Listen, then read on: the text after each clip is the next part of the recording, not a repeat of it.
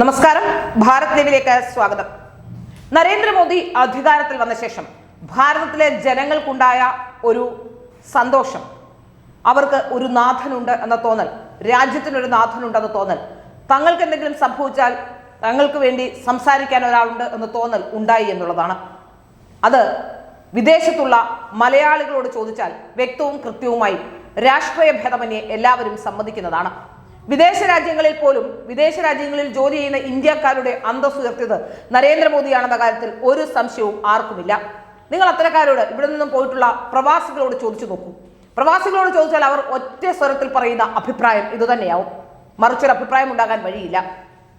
നമുക്ക് മനസ്സിലാക്കാൻ സാധിക്കുന്ന കാര്യം അതുപോലെ തന്നെയാണ് ഇപ്പോൾ തിരുവനന്തപുരത്തും. കേരളത്തിലെ തദ്ദേശ തെരഞ്ഞെടുപ്പ് കഴിഞ്ഞതോടുകൂടി പല സ്ഥലങ്ങളിലും മേയർമാരും പല സ്ഥലങ്ങളിലും പഞ്ചായത്ത് മെമ്പർമാരും കൗൺസിലർമാരും ഒക്കെ ഉണ്ടായെങ്കിലും ഏറ്റവും അധികം ചർച്ച ചെയ്യപ്പെടുന്നത് വി രാജേഷാണ്. തിരുവനന്തപുരം കോർപ്പറേഷന്റെ മേയർ എന്ന നിലയിൽ അദ്ദേഹം വലിയ പ്രതീക്ഷ ഉണർത്തുന്ന നിലപാടുമായാണ് മുന്നോട്ട് പോകുന്നത്. വളരെ കൃത്യമായ നിലപാടുകൾ എന്ന് പറയുമ്പോൾ രാഷ്ട്രീയം നോക്കാതെ തൻ്റെ ആ ഭരണ മികവ് തൻ്റെ കോർപ്പറേഷന് വേണ്ടി എങ്ങനെ ചെലവഴിക്കാം എന്നുള്ളതാണ് അദ്ദേഹം ചിന്തിക്കുന്നത്, അദ്ദേഹം കരുതുന്നത്. കഴിഞ്ഞ ദിവസം എനിക്ക് നഗരസഭയിൽ പോകേണ്ട ഒരു ആവശ്യമുണ്ടായി.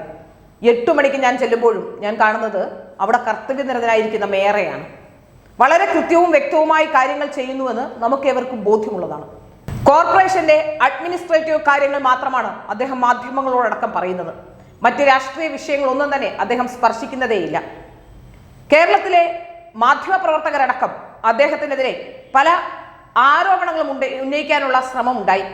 തെരുവു നായ്ക്കളെ പുനരധിവസിപ്പിച്ചതടക്കം വലിയ വിമർശനങ്ങൾ ചില കോണുകളിൽ നിന്നുണ്ടാകാനുള്ള ഒരു ശ്രമമുണ്ടായി. പക്ഷേ വളരെ കൃത്യമായി തന്നെ അതിനുള്ള കാര്യങ്ങൾ പറഞ്ഞുകൊണ്ട് അദ്ദേഹം മുന്നോട്ട് വന്നു. ആദ്യം തന്നെ അതായത് ഭരണമേൽക്കുന്നതിന് മുന്നും ആദ്യം പറഞ്ഞത് താൻ മേയറാകുമ്പോൾ ആദ്യം പരിഹരിക്കുന്ന പ്രധാനപ്പെട്ട വിഷയങ്ങളിലൊന്ന് തെരുവു നായ്ക്കളെ പുനരധിവസിപ്പിക്കുക എന്നുള്ളതായിരുന്നു. തെരുവു നായ്ക്കളെ പുനരധിവസിപ്പിക്കുക എന്നതിനപ്പുറത്തേക്ക് തെരുവു നായ്ക്കളെ ബന്ധീകരണം ചെയ്തുകൊണ്ട് അവരെ പുനരധിവസിപ്പിച്ചുകൊണ്ട് അതിനെ പുനരധിവസിപ്പിക്കാനുള്ള ശ്രമങ്ങൾ നടത്തി എന്നുള്ളത് ഏറ്റവും ശ്രദ്ധേയകരമായ കാര്യമാണ്. തെരുവു നായ്ക്കളെ മുഴുവനായി പുനരധിവസിപ്പിച്ചു എന്ന് പറയാൻ കഴിയില്ല. അത് ഒരു നഗരസഭയ്ക്കും അത്തരം രീതിയിലേക്ക് പോകാൻ കഴിയുമോ എന്നുള്ള കാര്യത്തിൽ സംശയമുണ്ട്. അതൊരു പരിമിതിയാണ്. കാരണം നമുക്കറിയാം, കഴിഞ്ഞ 60 വർഷമായി കേരളത്തിൽ ഈ CPM-ന്റെ ഭരണമുണ്ടായിട്ടും നടക്കാത്ത പലതും നടന്നുകൊണ്ടിരിക്കുന്നു. അടുത്ത കാലത്ത് നമ്മൾ കണ്ട ഒരു പ്രധാനപ്പെട്ട വാർത്ത, ഒരു വനിതാ SI അവരുടെ വീട്ടിൽ കൊണ്ടുവന്ന് 50ഓളം പട്ടികളെ ഇട്ടിരിക്കുന്നതുമായി ബന്ധപ്പെട്ടാണ്. അതിന് തൊട്ടടുത്ത താമസക്കാർക്ക് താമസിക്കാൻ കഴിയുന്നില്ല എന്നും ഓംബുഡ്സ്മാൻ അടക്കം പരാതി കൊടുത്തിട്ടും ഒന്നും നടക്കാത്തിടത്ത് വളരെ കുറഞ്ഞ ദിവസം കൊണ്ട് തന്നെ പരാതി കേട്ടു എന്നും ആ വീട്ടമ്മയായി സ്ത്രീ പറയുന്നത് കേരളത്തിൽ എല്ലാവരും കേട്ടതാണ്. അത് കേട്ട ഉടനെയാണ് തെരുവു നായ്ക്കളെ പുനരധിവസിപ്പിച്ചത് ഒരാളുടെ സ്വകാര്യ വീട്ടിലാണെന്ന തരത്തിലുള്ള ആരോപണങ്ങൾ ഉണ്ടായത്. അത്തരത്തിലുള്ള ആരോപണങ്ങൾ ഉണ്ടാകുമ്പോൾ നഗരസഭയുടെ കീഴിൽ തന്നെയാണെന്ന് കൃത്യമായി പറഞ്ഞുകൊണ്ട് വി രാജേഷ് രംഗത്ത് വരികയും ചെയ്തു. മറ്റൊന്ന് ഇലക്ട്രിക് ബസ്സുകളുടെ കാര്യമാണ്. ഇലക്ട്രിക് ബസ്സുകൾ ഉടൻ തന്നെ നിരത്തിലിറക്കുമെന്ന് പറഞ്ഞ വാക്ക് ഉടൻ തന്നെ മേയർ പാലിച്ചു. ഓരോ കാര്യത്തിലും മേയർ പറയുന്ന വാക്കുകൾ പാലിക്കുകയാണ്. സ്പായുടെ മറവിൽ നടക്കുന്ന ഒരു പരാതി കിട്ടിയപ്പോൾ തന്നെ സ്പായുടെ മറവിൽ നടക്കുന്ന കാര്യം അറിഞ്ഞപ്പോൾ, ഇന്നലെ അവധി ദിവസമായിരുന്നിട്ട് കൂടി ആ സ്പായ്ക്ക് പൂട്ടിടാൻ മേയർക്ക് കഴിഞ്ഞു. അപ്പോൾ കഴിഞ്ഞ കുറേ നാളുകളായി ചുവപ്പ് നാടയിൽ കുടുങ്ങിക്കിടന്ന കാര്യങ്ങൾ പോലും അവധി ദിവസങ്ങളിൽ പോലും ചെയ്യാനുള്ള അദ്ദേഹത്തിന്റെ മികവ് കേരളത്തിലെ ജനങ്ങൾ കണ്ടുകൊണ്ടിരിക്കുന്നതാണ്. എത്ര കൃത്യവും വ്യക്തവും ഭംഗിയുമായാണ് ഭരണം നിർവഹിക്കുന്നതെന്ന് അദ്ദേഹത്തെ കണ്ടു തന്നെ പഠിക്കണം. കേരളത്തിലെ BJP-യുടെ മുഴുവൻ പഞ്ചായത്ത് പ്രസിഡന്റുമാരോടും മറ്റുള്ള ജനപ്രതിനിധികളോടും കൗൺസിലർമാരോടും ഒക്കെ എനിക്ക് പറയാനുള്ളത്, വി രാജേഷിനെ കണ്ട് പ്രവർത്തനം നടത്തിയാൽ വരുന്ന 5 വർഷത്തിന് ശേഷം കേരളം ഭരിക്കുന്നത് BJP ആയിരിക്കുമെന്ന കാര്യത്തിൽ ഒരു സംശയവും വേണ്ട. വി രാജേഷിനെ കുറിച്ച് വളരെ നല്ല അഭിപ്രായം ജനങ്ങളുടെ ഇടയിൽ നിന്നുണ്ടാകുന്നുണ്ട്. അദ്ദേഹത്തിന്റെ പക്വമായ പ്രതികരണങ്ങൾ, ഭരണരംഗത്തെ മികവ്, ഇതൊക്കെ തന്നെയാണ് ചർച്ച ചെയ്യപ്പെടുന്നത്. ഓരോ വിഷയത്തിലും അദ്ദേഹം എടുക്കുന്ന നിലപാടുകൾ ജനങ്ങളെ മുൻനിർത്തിയുള്ളത് തന്നെയാണ്. അതിനപ്പുറത്തേക്ക് മറ്റൊരു രാഷ്ട്രീയ താല്പര്യങ്ങളും പ്രകടമാക്കുന്നില്ല എന്നുള്ളതാണ് ഏറ്റവും പ്രധാനപ്പെട്ട കാര്യം. രാഷ്ട്രീയ വിഷയങ്ങൾ സംസാരിക്കുന്നുമില്ല. ഒരു മേയർ എങ്ങനെയായിരിക്കണം എന്നതിനെ സംബന്ധിച്ച് കക്ഷി രാഷ്ട്രീയ ഭേദമന്യേ തങ്ങളെ ഏൽപ്പിക്കുന്ന കർത്തവ്യം എത്ര ഭംഗിയും കൃത്യവും ഗൗരവത്തോടെയും അദ്ദേഹം ചെയ്യുന്നു എന്നുള്ളതാണ് ഏറ്റവും പ്രധാനപ്പെട്ട കാര്യം. കേരളത്തിലെ പ്രതീക്ഷ ഉണർത്തുന്ന യുവ നേതാക്കളിൽ 1ാം സ്ഥാനത്തെത്തുന്ന ഒരാളായി വി രാജേഷ് മാറുന്നു എന്നുള്ളതാണ് ഏറ്റവും പ്രധാനപ്പെട്ട പ്രത്യേകത. വരും കാലഘട്ടങ്ങളിൽ BJP-ക്ക് ഭരണം കിട്ടിയാൽ ഒരുപക്ഷെ മുഖ്യമന്ത്രി സ്ഥാനാർത്ഥിയാകാൻ പോലും യോഗ്യനാണെന്ന് തെളിയിച്ചുകൊണ്ടാണ് അദ്ദേഹം മുൻപോട്ട് പോയിക്കൊണ്ടിരിക്കുന്നത്.